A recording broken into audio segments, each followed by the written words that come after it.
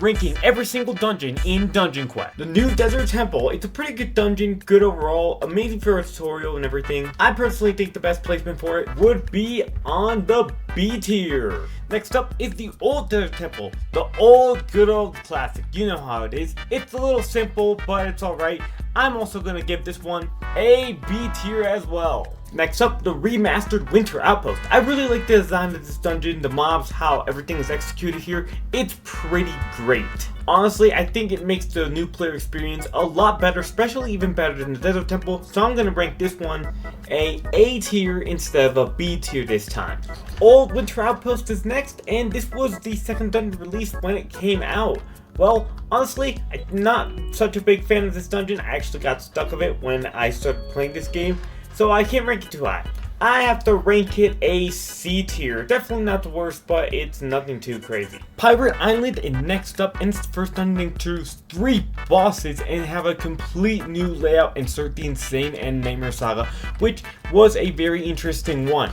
Honestly, it's kind of decent. I'm going to give this a B tier as well over Desert Temple. King's Castle is next, and honestly, I feel like this was the dungeon of the beginning of the golden age of Dungeon Quest. It's honestly a great dungeon with unique bosses overall. So for King's Castle, I gotta give it an S tier.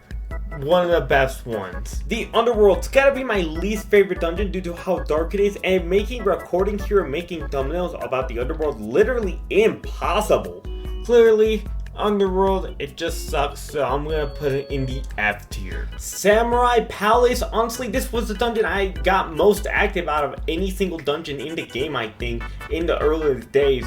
Honestly, a beautiful dungeon and a big improvement from the Underworld. Honestly, a fan favorite. I'm also gonna give it an S tier. The Canal is honestly a pretty open dungeon where you can actually see the end of the dungeon from the beginning. It's a really interesting layout overall.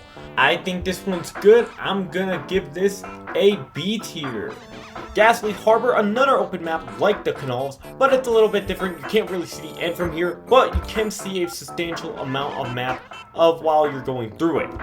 I actually really like this dungeon, so I'm gonna give this an A tier over Winter Outpost. I don't have enough time to go over all the dungeons in one short video, so we'll have a second short video, so subscribe for that.